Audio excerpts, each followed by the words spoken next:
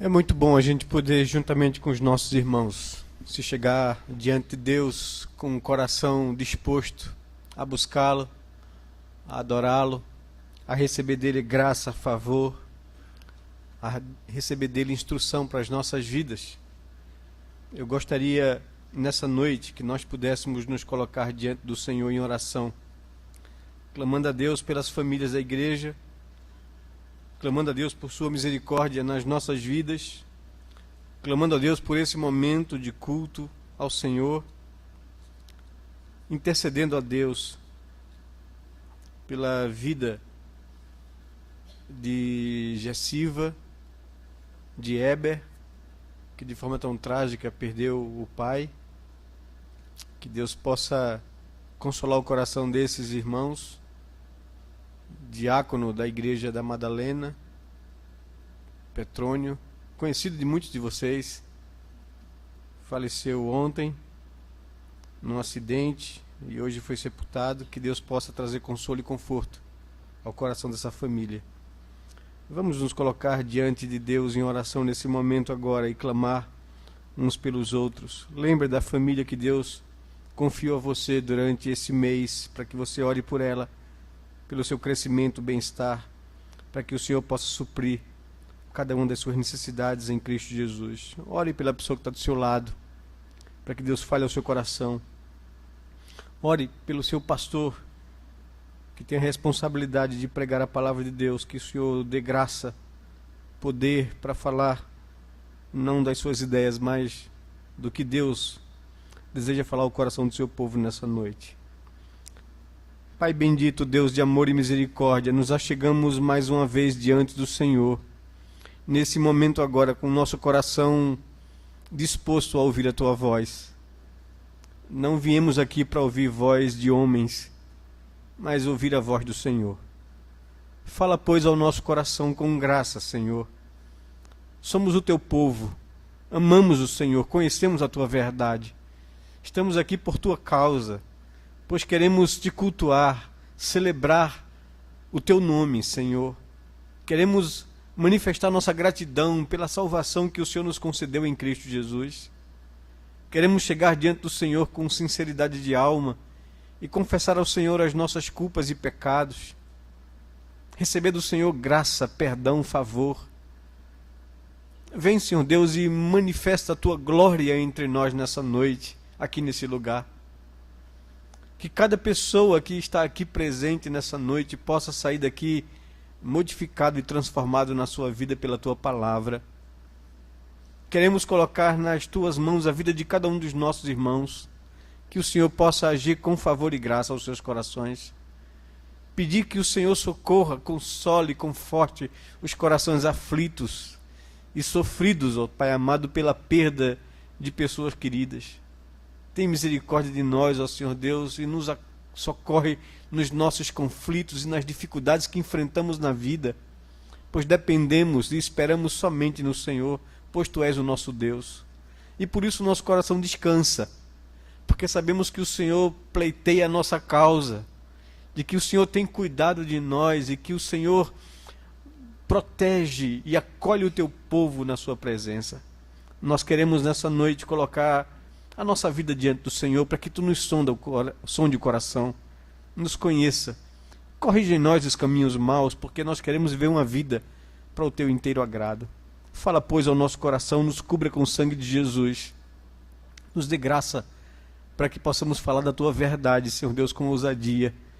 Em nome e por amor do Teu Filho amado, nós rogamos ao Senhor. Amém, Pai querido. Amém.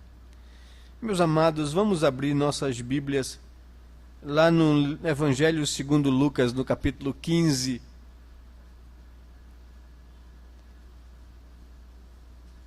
O texto de Provérbios, só para enquanto vocês procuram, no capítulo 10, no verso 1, diz que o filho sábio alegra a seu pai, mas o filho insensato é a tristeza de sua mãe.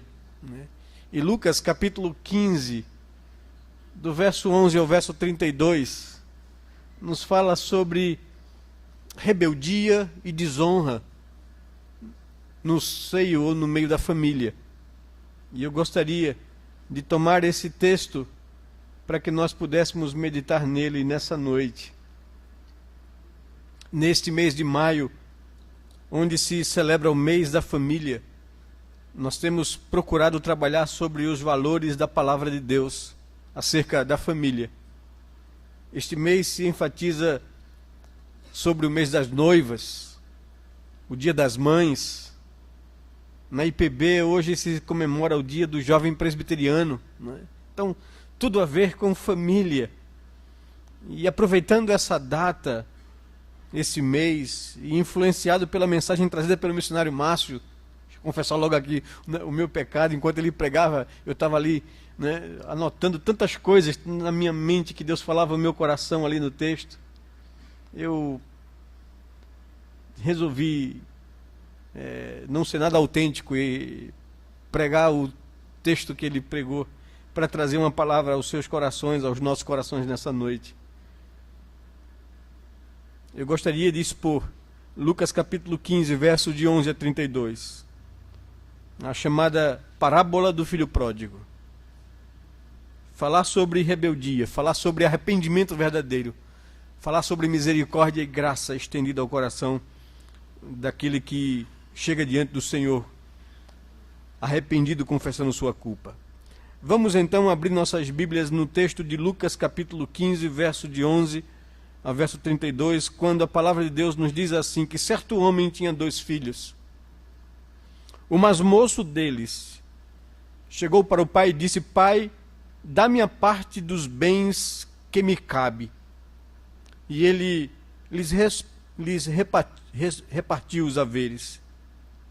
Passados não muitos dias, o filho mais moço, ajuntando tudo o que era seu, partiu para uma terra distante, e lá dissipou todos os seus bens, vivendo dissolutamente. Depois de ter consumido tudo, sobreveio àquele país uma grande fome, e ele começou a passar necessidade. Então ele foi e se agregou a um dos cidadãos daquela terra, e este o mandou para os seus campos a cuidar de porcos. Ali desejava ele fartar-se das alfarrobas que os porcos comiam, mas ninguém lhe dava nada. Então, caindo em si, disse: Quantos trabalhadores de meu pai têm pão com fartura, e eu aqui morro de fome? Levantar-me-ei, e irei ter com meu pai. E lhe direi: Pai, pequei contra os céus e diante de ti. Já não sou digno de ser chamado teu filho. Trata-me como um dos teus trabalhadores. E levantando-se, foi para seu pai. Vinha ele ainda longe, quando seu pai o avistou. E compadecido dele, correndo, o abraçou e beijou. E o filho lhe disse: Pai, pequei contra os céus e diante de ti. Já não sou digno de ser chamado teu filho. O pai, porém, disse aos servos: Trazei depressa a melhor roupa, vestiu, pondo-lhe um anel no dedo e sandálias nos pés. Trazei também e matai o novilho cevado, comamos e regozijemo-nos, porque este meu filho estava morto e reviveu, estava perdido e foi achado. E começaram a regozijar-se. Ora, o filho mais velho estivera no campo, e quando voltava, ao aproximar-se da casa, ouviu a música e as danças. Chamou um dos criados e perguntou-lhe que era aquilo. E ele informou: Veio teu irmão, e teu pai mandou matar o novilho cevado, porque o recuperou com saúde, com vida. Ele se indignou e não queria entrar. Saindo, porém, o pai procurava conciliá-lo, mas ele respondeu a seu pai: Há tantos anos que te sirvo sem jamais transgredir uma ordem tua, e nunca me deste um cabrito sequer para alegrar-me com os meus amigos. Vindo, porém, esse teu filho, que desperdiçou os teus bens com meretrizes, tu mandaste matar para ele o novilho cevado. Então lhe respondeu o pai: Meu filho, tu sempre estás comigo, tudo que é meu é teu. Entretanto, era preciso que nos regozijássemos e nos alegrássemos, porque este teu irmão estava morto e reviveu, estava perdido e foi achado. Que Deus nos fale com graça ao coração, usando esse texto da sua palavra. Meus amados irmãos, rebeldia, desonra no seio da família. O texto nos fala isso. Os escribas e fariseus, representando o sentimento de alto merecimento da nação de Israel, se queixava de Jesus, que era um rabino, que era um mestre, pelo fato dele acolher pecadores, pessoas não religiosas e por isso indignas da graça de Deus, e sentar-se em comunhão com eles à mesa. Era esse o contexto que levou Jesus a propor a eles algumas parábolas. Nós vemos no capítulo 15 de Lucas a murmuração dos fariseus e escribas contra Jesus. Diz lá o verso 1 e o verso 2, que aproximavam-se de Jesus todos os publicanos e pecadores para ouvi-lo. E murmuravam os fariseus e os escribas, dizendo: este recebe pecadores e come com eles. O contexto que faz Jesus a propor essa parábola é exatamente para trabalhar o coração dos escribas e fariseus, que aqui no texto representa o sentimento equivocado da nação de Israel quanto ao merecimento deles enquanto povo exclusivo de Deus, da graça do Senhor, e o não merecimento daqueles que não era povo de Deus, ou que não temiam a Deus, ou que não andavam na palavra de Deus. Jesus então chama os fariseus e os escribas a repensarem o conceito que no coração da nação de Israel estava tão sedimentado. Jesus, ao seu estilo, lhes propõe então 3 parábolas que tratam de nosso esforço e zelo em buscar coisas e pessoas perdidas. Que nós não desistimos das nossas coisas quando elas desaparecem por algum motivo ou acaso.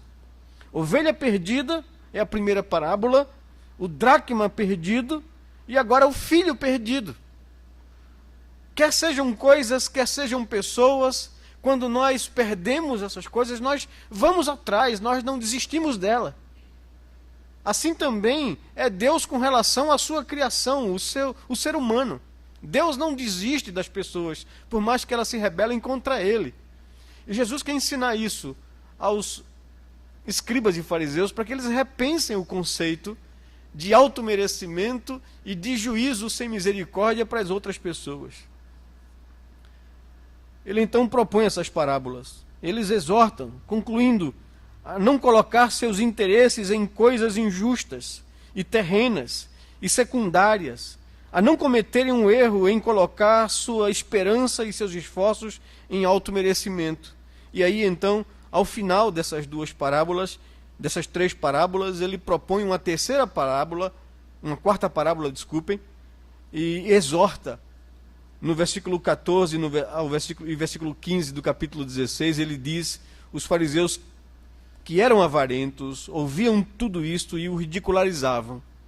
Mas Jesus lhes disse: vós sois os que justificais a vós mesmos diante dos homens, mas Deus conhece o vosso coração, pois aquilo que é elevado entre os homens é abominação diante de Deus. Então todo o contexto tem a ver com esse sentimento da nação de Israel, de que eles eram merecedores da graça, enquanto os outros povos não eram.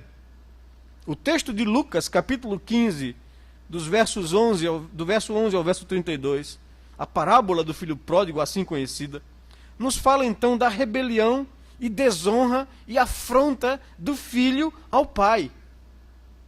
O filho mais moço representa a atitude do ser humano em relação a Deus, do qual a figura do pai humano é representada aqui. O texto nos fala do homem entregue às suas próprias escolhas, a dor, a humilhação, o sofrimento e as consequências do pecado de uma vida longe da casa do pai. O texto nos fala do significado do verdadeiro arrependimento. O texto nos fala de perdão, de misericórdia, de graça. E eu gostaria então nessa noite de que nós atentássemos ao ensino que o texto nos traz. Uma parábola não é uma história real, mas é tirada de situações reais da vida. E o Senhor Jesus utiliza as crises no meio da família para falar do sentimento de Deus com relação ao homem que se rebela contra ele, que se levanta contra ele, que afronta a sua autoridade e que deseja viver uma vida longe de Deus, reivindicando autonomia e reivindicando direitos. E Deus, na sua misericórdia, deixa que esse homem siga o seu caminho e a sua decisão. E falo misericórdia, porque Deus o faz isso na esperança de que esse homem um dia caia em verdadeiro arrependimento e volte para a casa do Pai, para que ele possa oferecer compaixão, oferecer graça e favor. É sobre essas coisas que a parábola do filho pródigo trata. Mas vamos então observar aqui o primeiro aspecto da parábola, que vai do verso 12 até o verso 16, que fala da atitude de rebelião do filho. E essa atitude de rebelião do filho afronta o amor do pai, porque o que ele reivindica, ele não tem direito. Ele desonra seu pai. Diz lá o verso 12 ao verso 16, que o filho mais moço disse ao pai: Pai, dá-me a parte dos bens que me cabe. E o pai então lhes repartiu os haveres.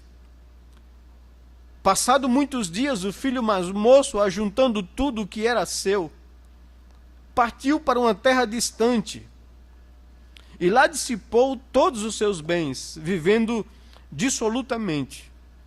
E depois de ter consumido tudo, sobreveio àquele país uma grande fome, e ele começou a passar necessidade.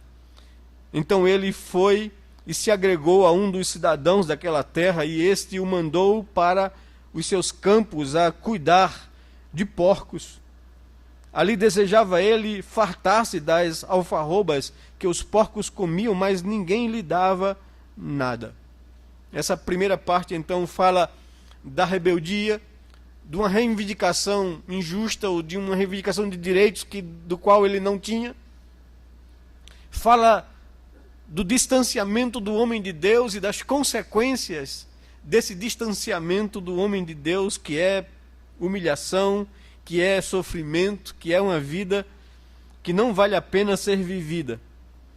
E a atitude do filho aqui vai manifestar de fato o sentimento de Deus para a atitude dos homens com relação ao pai, a Deus.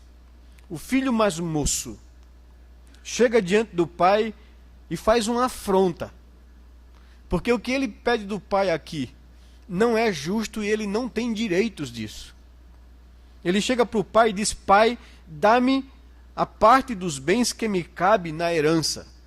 Ora, ninguém tem direito, e todos nós sabemos disso aqui, a uma herança da família enquanto os pais não morrem. Os filhos não têm absolutamente direito de nada enquanto os pais estão em vida. Eles herdam o espólio após a morte dos pais.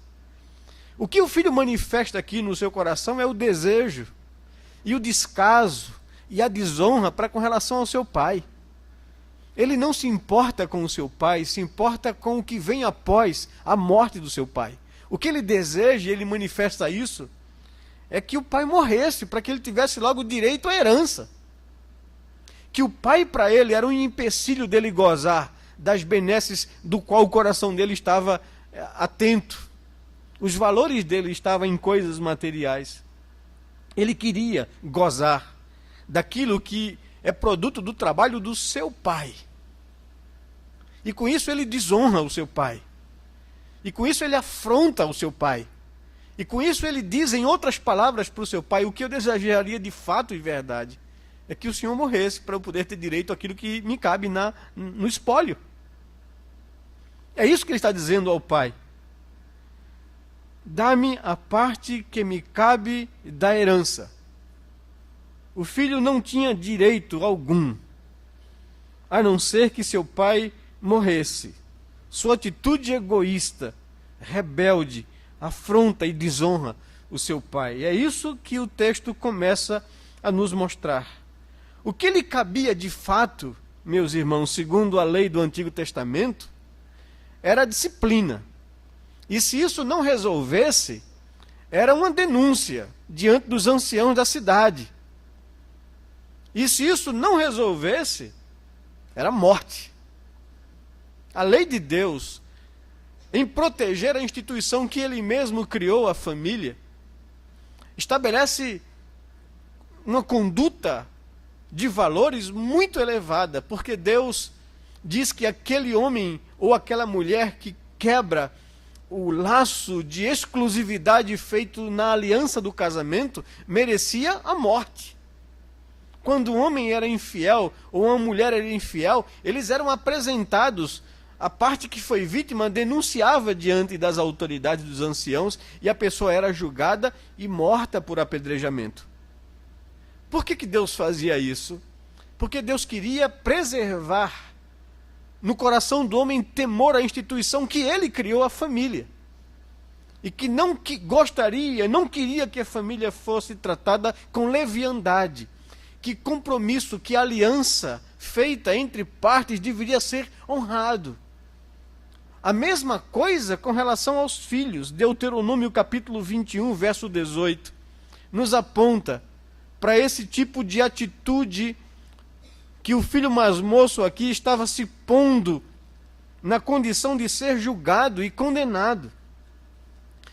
Deuteronômio capítulo 21, verso 18 a 21 nos diz que se alguém tiver um filho contumaz e rebelde, que não obedece à voz de seu pai e da sua mãe, e ainda depois de castigá-lo não lhes dá ouvidos, seu pai e a sua mãe o pegarão e o levarão aos anciãos da cidade à sua porta.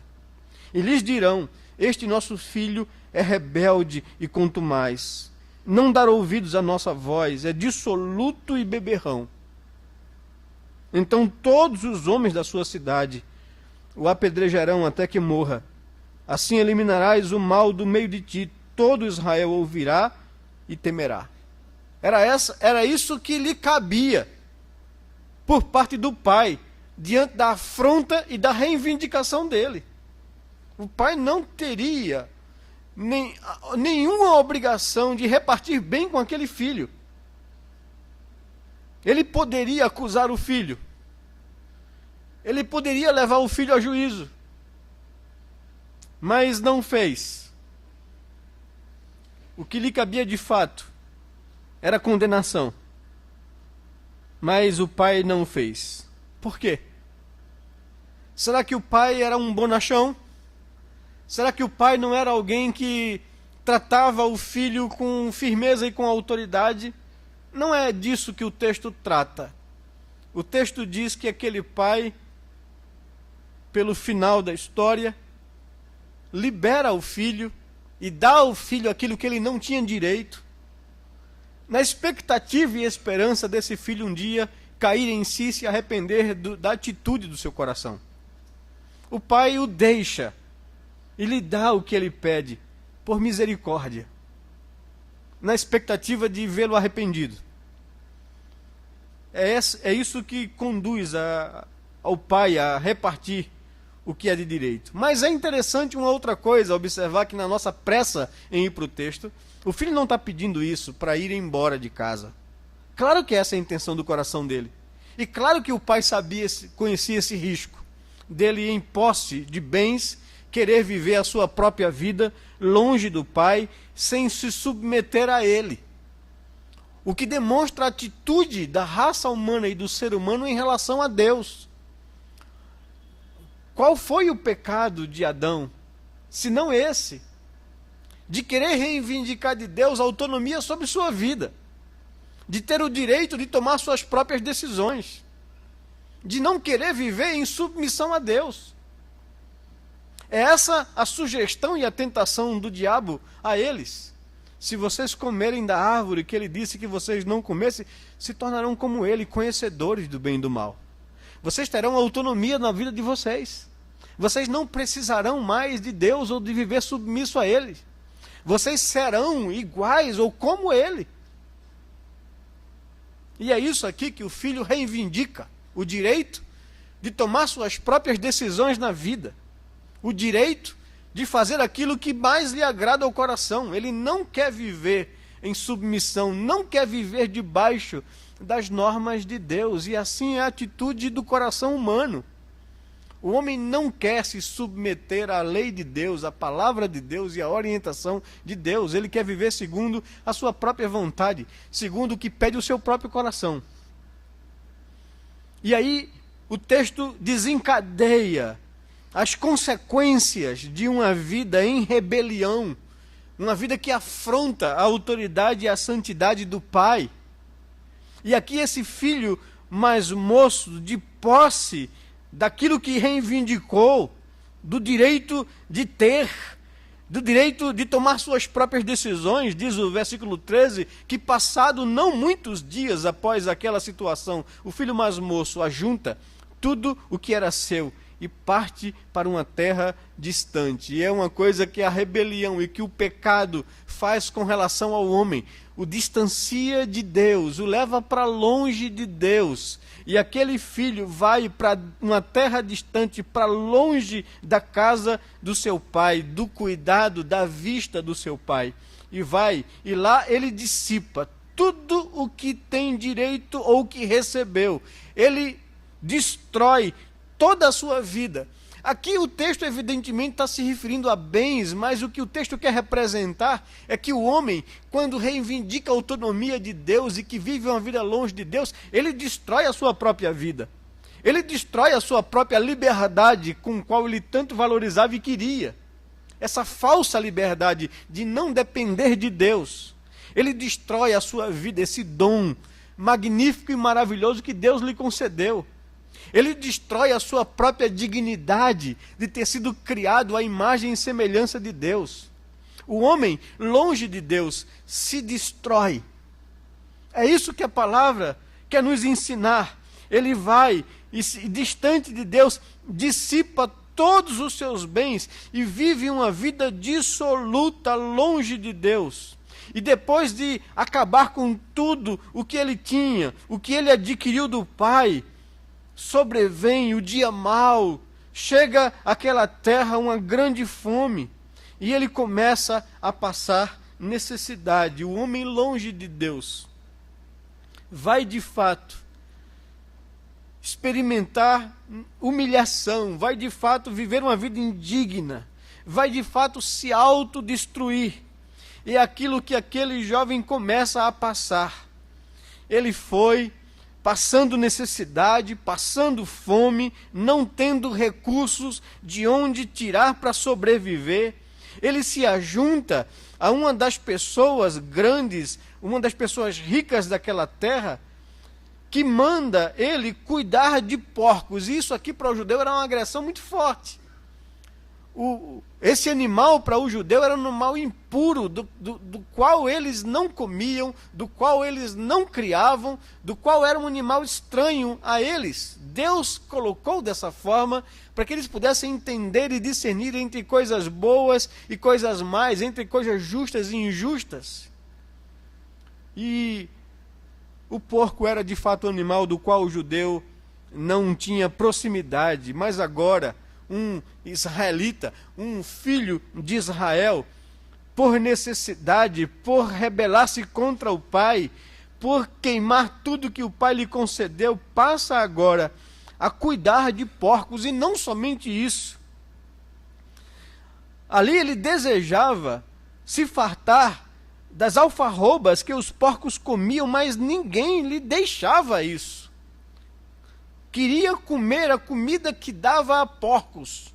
Tal era a sua situação de miséria, de humilhação, de indignidade. Mas ninguém nem lhe permitia isso, porque os porcos eram mais valorosos do que ele próprio. Que situação de queda e de descida. E o que a Bíblia quer nos mostrar é que uma vida em rebelião contra Deus, que uma vida distante de Deus, que uma vida que afronta a Deus, reivindicando o que não tem direito, é uma vida que vai ser levada, inevitavelmente, à humilhação, inevitavelmente, a sofrimento, inevitavelmente é uma vida indigna que não traz ao homem nenhum prazer. E aí então, a esperança daquele pai começa a acontecer na vida daquele filho, quando do verso 17 ao verso 20 nos mostra o que é um verdadeiro arrependimento. O texto nos aponta para isso. Se no começo ele fala da rebeldia do homem, no segundo momento ele fala da expectativa do coração de Deus com relação ao homem quando ele cai em si e quando ele se atola no pecado e na miséria. O que Deus espera é que isso leve o homem a arrependimento verdadeiro e ao retorno para a casa do Pai. O texto passa a falar de arrependimento e conceitua para os judeus, vocês não podem perder de perspectiva isso, quem era o público de Jesus, a quem ele falava e por que ele falava aquilo para fariseus e escribas, de verdadeiro arrependimento que Deus espera do povo. E o que é um verdadeiro arrependimento? O verdadeiro arrependimento enfrenta o risco de rejeição, enfrenta o risco da humilhação, quer consertar o que fez de errado, quer assumir culpa. Ele não olha para outras pessoas, ele não justifica os seus erros, ele assume o erro e assume a culpa. E Deus fala sobre esse conceito para os fariseus e escribas que lhe escutavam. Deus entrega ao homem a sua própria escolha, por misericórdia. Deus usa as próprias consequências do pecado para conduzir o homem a arrependimento verdadeiro. Deus é misericordioso, até mesmo com aqueles que afrontam a sua autoridade e santidade. Deus leva o homem, diante do seu pecado e da sua miséria, à reflexão. Ele traz à lembrança os resultados de um verdadeiro arrependimento. Diz lá o texto no verso 17, que então, caindo em si, ele diz: quantos trabalhadores de meu pai têm pão com fartura e eu aqui morro de fome? Eu fico tentando reconstruir esse quadro na minha mente. Um judeu, povo de Israel, de uma família abastada, de um pai que conseguiu construir e oferecer aos filhos e à família uma condição boa de vida. O filho se enche de egoísmo, o filho é um insatisfeito e não honra o pai que tem, e se rebela contra seu pai, desejando a sua morte, e joga isso na cara do pai, dizendo que ele queria o que ele teria direito quando o pai morresse, antecipadamente, e o pai, tendo todo o direito de tratá-lo com justiça, o trata com misericórdia, diz: tá bom, filho, você quer isso? Toma isso. E o faz simplesmente na expectativa de que aquele filho um dia caia em si e mude o coração. E aquele filho faz o que o pai sabia que ia acontecer, ele estraga tudo. E ele estraga a sua própria vida.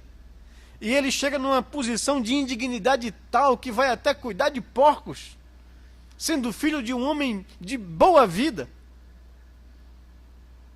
E lá naquela humilhação, cuidando de porcos, desejando comer a comida dos porcos.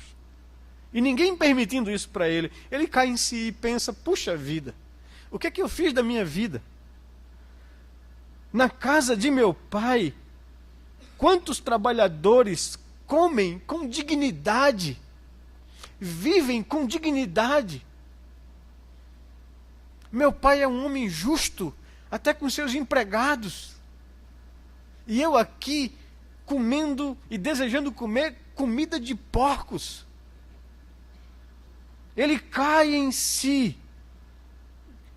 Graças a Deus ele cai em si. E ele relembra, e ele reflete sobre a sua vida no passado e a sua vida agora.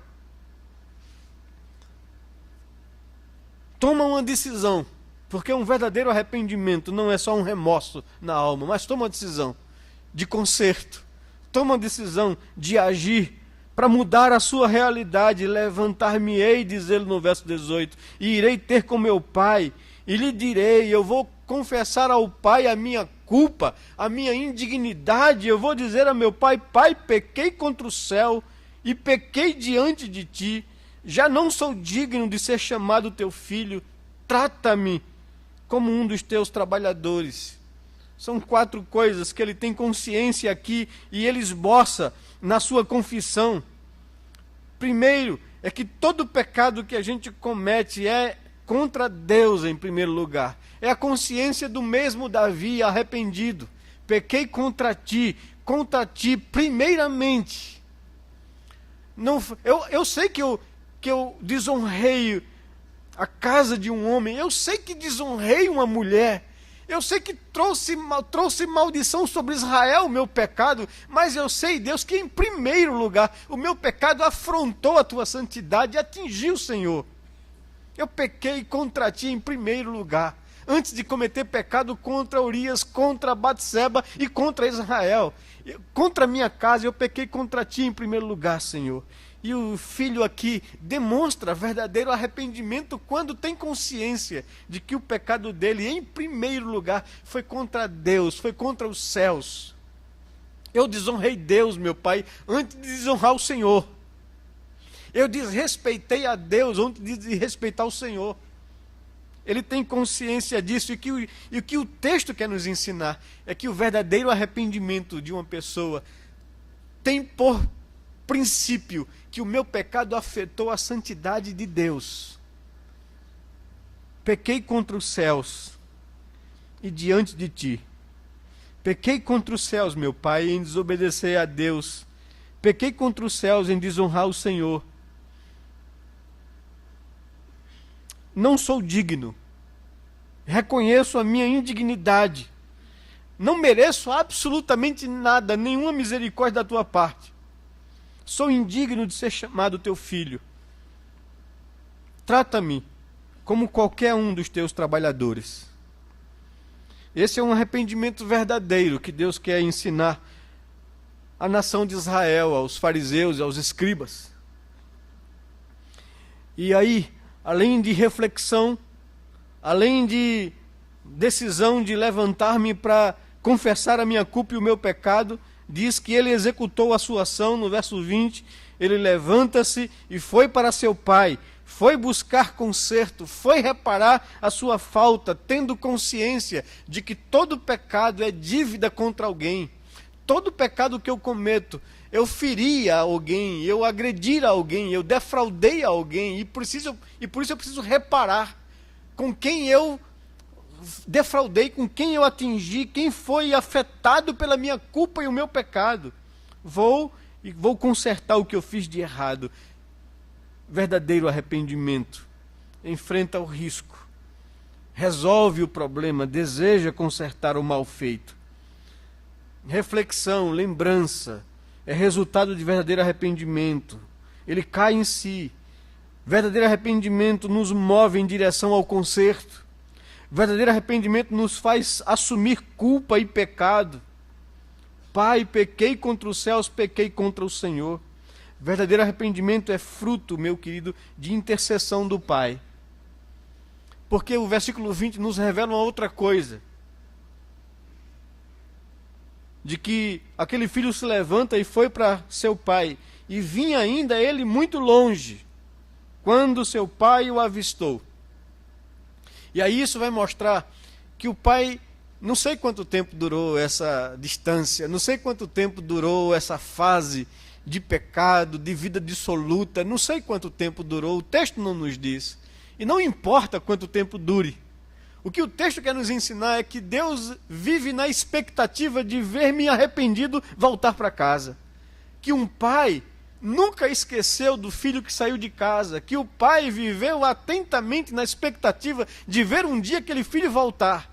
Parece-me que o pai estava de vigia, parece que essa era uma expectativa do pai enquanto durava aquele período. Quando o filho vem ainda longe, o pai o avista, dando a entender que o pai não estava desapercebido ou esquecido daquele filho rebelde que lhe afrontou a autoridade, que desejou a sua morte, que se rebelou contra ele. O pai viveu na expectativa de ver esse dia chegar. Vinha ele ainda longe, quando seu pai o avistou. Antes mesmo dele perceber o pai lhe percebeu. Antes mesmo dele chegar em casa, o pai o viu de longe. E sabe, meus irmãos, um verdadeiro arrependimento é resultado da intercessão do pai, da expectativa do pai que move em favor do filho. Daí por diante, o texto começa a nos mostrar uma outra verdade. Não só da rebelião, não só do arrependimento verdadeiro, mas da misericórdia graciosa, do oferecimento do perdão de Deus. Diz o verso 20 em diante, que levantou-se e foi para seu pai, e vinha ele ainda longe, quando seu pai o avistou, e compadecido dele, correndo, o abraçou e o beijou. A atitude é do pai, o primeiro passo é do pai, quando vê o filho se aproximar de longe. O pai, compadecido dele, corre ao seu encontro, o abraça e o beija, o acolhe, o recebe. E o filho lhe diz: pai, pequei contra o céu e diante de ti já não sou digno de ser chamado teu filho. Ele ainda nem acabou de formular toda a sua confissão, quando o pai diz aos seus servos: trazei depressa a melhor roupa, tira esses trapos dele e veste com dignidade, ponde nele um anel no dedo, de filho, de herança, e coloca sandália nos seus pés, e matem um novilho cevado. Sabe, meu irmão, o texto nos fala de uma realidade aqui que nós às vezes passamos desapercebido no texto. Não há acolhimento, não há perdão, não há graça a ser manifesta sem sacrifício. O bezerro cevado, para a cultura de Israel, era o sacrifício. Alguém tinha que pagar o preço para o perdão de um pecador. Deus estabeleceu no Antigo Testamento que o povo de Israel não deveria chegar diante de Deus sem um sacrifício nas mãos. Um inocente, um animal inocente, teria que ser sacrificado por causa do pecado. O nosso perdão, a nossa aceitação, o nosso acolhimento diante do Pai, para nós é gratuito. Mas para o Pai houve um preço muito alto a ser pago, um sacrifício a ser feito. Um novilho foi imolado, um sangue foi derramado para o filho poder ser aceito. É isso que o texto quer nos dizer. Não há aqui nenhuma atitude paterna que encobre o pecado do filho, não há aqui injustiça diante de Deus por causa de amor. Alguém pagou o preço para que aquele filho fosse aceito, acolhido. Um bezerro foi sacrificado. Um novilho foi sacrificado. Um sangue foi derramado para que houvesse oferecimento de perdão. E os judeus que estavam ouvindo isso de Jesus, começam a ser confrontados com esse fato. Não é porque vocês são bons, não é porque vocês são o povo de Israel, que eu acolho vocês sem observar o pecado de vocês. Vocês não são justos. É por causa da graça, do sacrifício do meu filho na cruz. Um preço foi pago, o Messias veio para morrer na cruz, é por isso que vocês são aceitos, não porque vocês são melhores do que ninguém. A graça misericordiosa do perdão está sempre disposta a um coração quebrantado, mas um sacrifício teria que ser feito. Alguém teria que pagar o preço desse acolhimento. E aí aquele filho é perdoado, é trazido de volta para casa após um arrependimento verdadeiro, é concedido a ele perdão. Deus não vai tratá-lo como um dos seus empregados, ele é filho. E ele recebe a honra de filho, a herança de filho, mesmo não merecendo, sendo indigno disso. E ele é perdoado. Poderíamos encerrar aqui.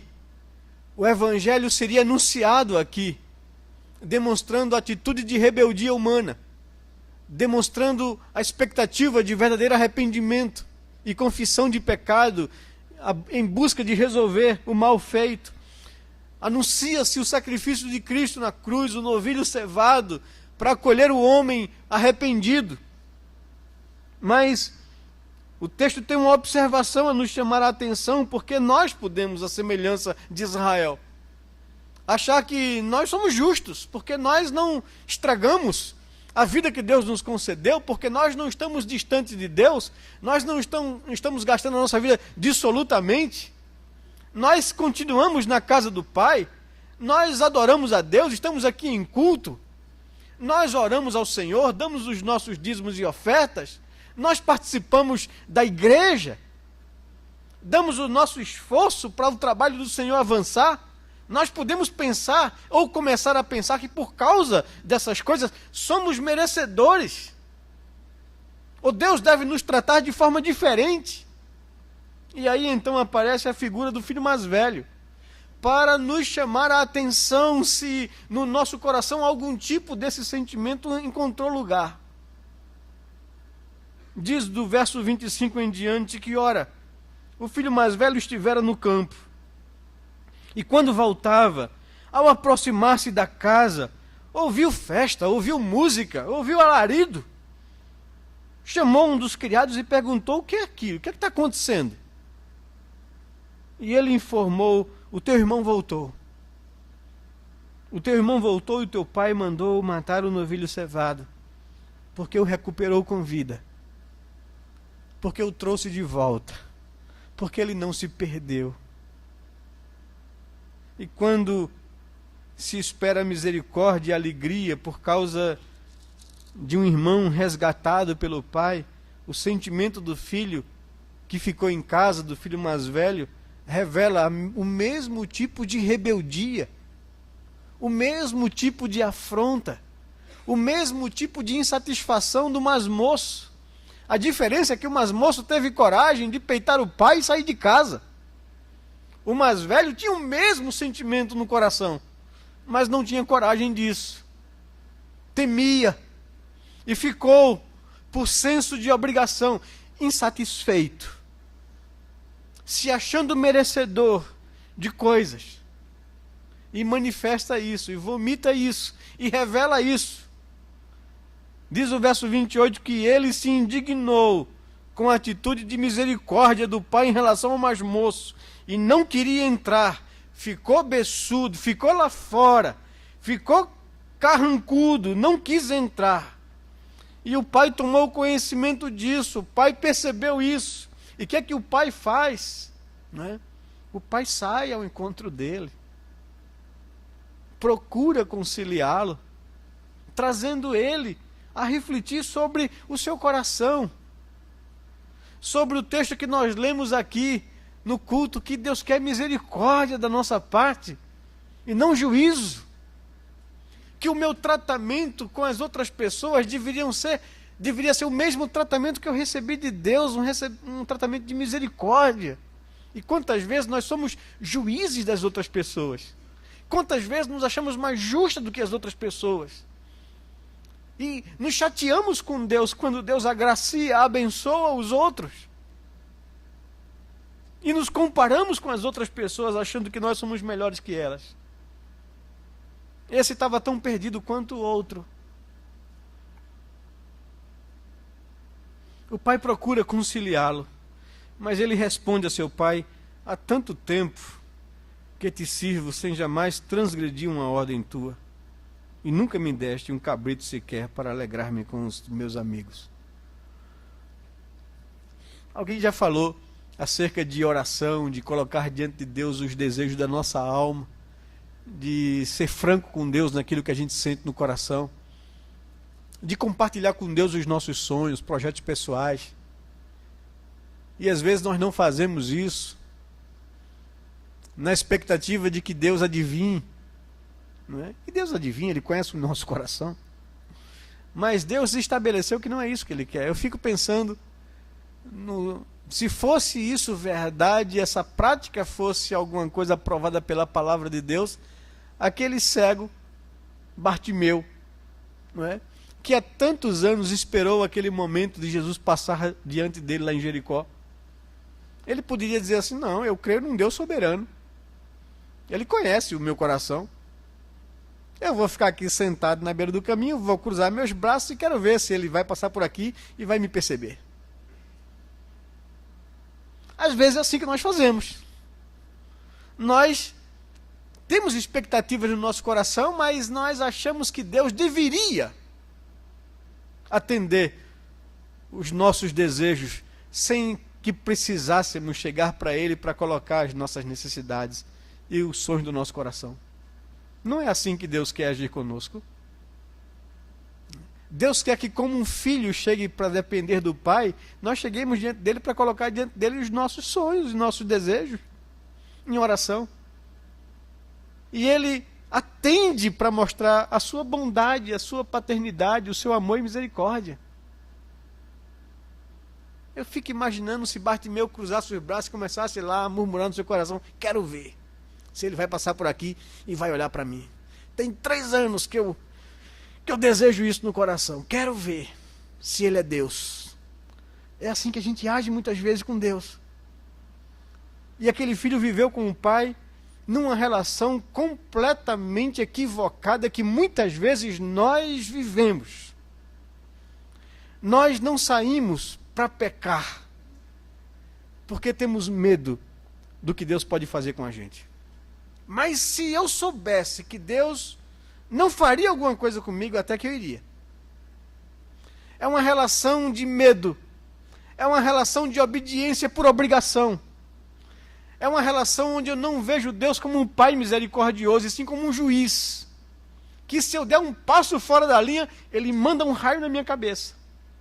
E Deus diz: é uma relação imatura, infantil. Eu não quero ter essa relação com vocês. Jesus falou isso para os discípulos lá em João capítulo 15. Eu não trato vocês como servo. Eu quero tratá-lo como amigos. Um servo não sabe o que quer o seu senhor. Vocês sabem tudo o que meu pai pensa, porque eu tenho dito isso a vocês. A minha relação com vocês é uma relação de amizade, de amor, e não de obrigação. Infeliz o crente, como infeliz esse filho mais velho, que vive essa relação com Deus por medo e por obrigação. Estou contigo há tanto tempo. Te sirvo sem jamais transgredir uma ordem tua. E nunca me deste um cabrito sequer para alegrar-me com os meus amigos. É tão injusta a colocação dele. É tão injusta como injusto o pedido do filho mais novo de reivindicar o que lhe tem direito. Vindo, porém, esse teu filho, que desperdiçou os teus bens com meretrizes, tu mandaste matar para ele o novilho cevado. Então o pai lhe responde: meu filho, tu sempre estás comigo e tudo que é meu é teu. Eu nunca te neguei nada, você que não soube pegar isso, você que não quis pegar isso. Eu nunca te neguei absolutamente nada. E Deus nos diz isso. Ele já provou definitivamente o seu amor para conosco quando ele deu aquilo que ele tinha de mais precioso, o seu filho na cruz. Diz Paulo: como ele negará juntamente com Cristo todas as coisas? Tudo o que é de Deus é meu. O problema é que a nossa concepção, às vezes a nossa teologia tacanha, faz com que a gente se prive das bênçãos que Deus dispôs para a gente em Cristo Jesus.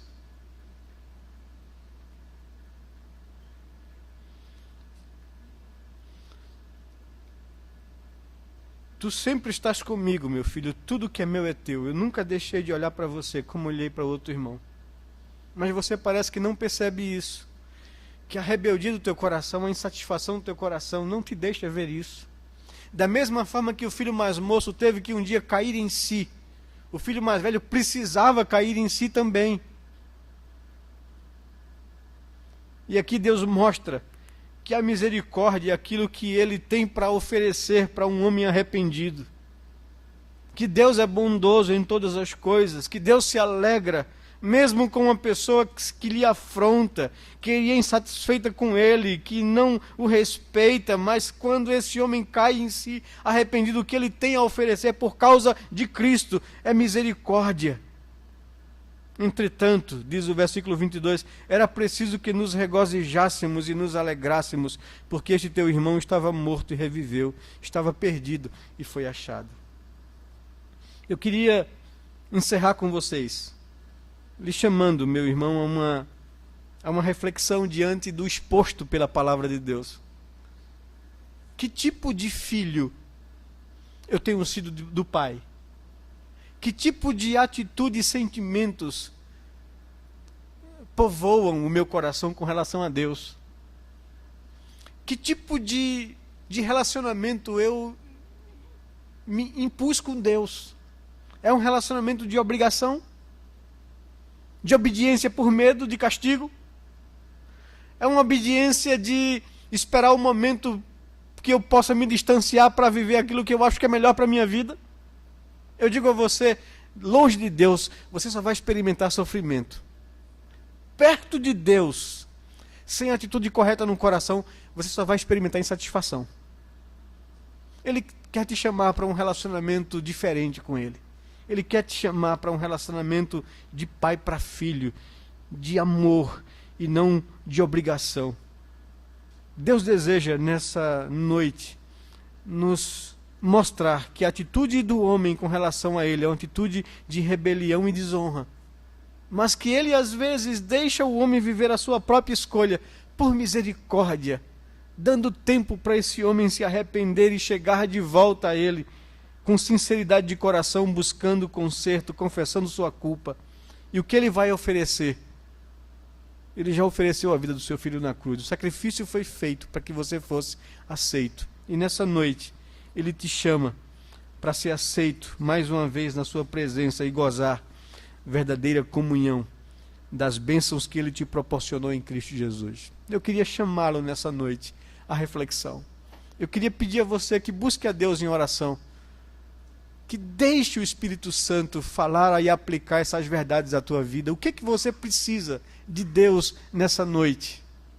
Com quem você se assemelha nessa relação de Lucas capítulo 15?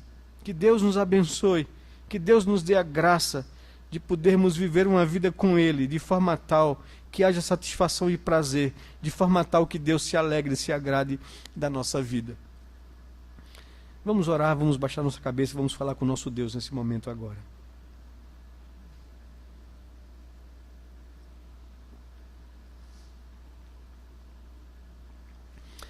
Pai querido, Deus de amor e misericórdia, nós queremos agradecer ao Senhor pela Tua palavra, por essa parábola que nos ajuda a compreender qual a atitude da humanidade, ou qual o sentimento de Deus com relação à atitude da humanidade de rebeldia, de reivindicação de direito que nós não temos, mas que o Senhor em Tua misericórdia nos permite viver na expectativa de que nós caiamos em si um dia, para nos chegarmos a Ti arrependidos, confessando a nossa indignidade e culpa, para nos oferecer perdão, porque o Senhor nunca nos perde de vista, porque o Senhor sempre espera que a gente retorne.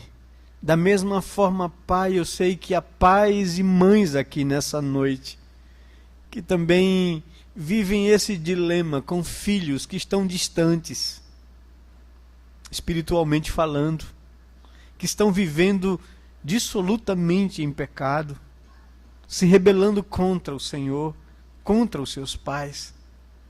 Pai, nos ensine como pais a ter a mesma atitude do Senhor, a orarmos por nossos filhos, a esperarmos seu arrependimento, a intercedermos a Deus para que o Senhor possa um dia usar os próprios erros e as próprias consequências do pecado para trazê-los de volta arrependidos à Tua presença, Senhor. Dá que tenhamos atitude de misericórdia, sabendo que o Senhor nos tratou com misericórdia e deu a vida do Seu Filho por nós. Dá que possamos, ó Pai amado, ter uma atitude de gratidão ao Senhor, em reconhecer que nós não somos merecedores. Nos livre como povo de Deus, como pessoas que não estão vivendo uma vida distante e dissoluta, a não confiarmos nos nossos próprios méritos, ó Senhor, a não acharmos que somos melhores que os outros, para não começarmos a reivindicar do Senhor direitos que nós não temos. Tu és um Deus gracioso e a relação do Senhor conosco é uma relação de graça. O Senhor já nos tem proporcionado todas as coisas que precisamos para a vida. e nos ensine, Senhor Deus, a desfrutarmos dessa herança em Cristo Jesus, a nos aproximarmos do Senhor em oração, a colocarmos diante do Senhor todos os nossos sentimentos, desejos, abrir a nossa alma com o Senhor e ter uma relação de proximidade, de confiança, não de distância. Nos ajude, Senhor Deus, a viver essa vida contigo, a não sermos como o filho mais moço que viveu distante, dissolutamente, ou a viver como o filho mais velho que viveu distante, mesmo presente, insatisfeito. Queremos viver a vida com o Senhor, de forma tal que o Senhor conheça o nosso coração e tenha prazer em nós. Abençoa, Senhor Deus, a tua igreja, abençoa cada pessoa aqui presente nessa noite, que a tua palavra, Senhor Deus, seja aplicada nos nossos corações pelo teu Espírito, e que nos leve a nos aproximar do Senhor, a confessar ao Senhor a nossa necessidade de ti, a nossa culpa e os nossos pecados, a buscar do Senhor acolhimento na casa do Pai, para vivermos para sempre contigo, Senhor. Livra os nossos jovens e as pessoas que estão com o coração divididos, desejosos de sair da casa do Pai para viver a vida nos seus próprios prazeres. Livra-nos, ó Senhor Deus, do sofrimento, das consequências do pecado que nos leva à humilhação e a uma vida indigna. Livra-nos dessas coisas, para que a gente viva para sempre com o Senhor, na tua casa, com prazer de coração e alma. É o que nós te pedimos, Pai, em oração, no nome e por amor de Jesus. Amém, Pai querido.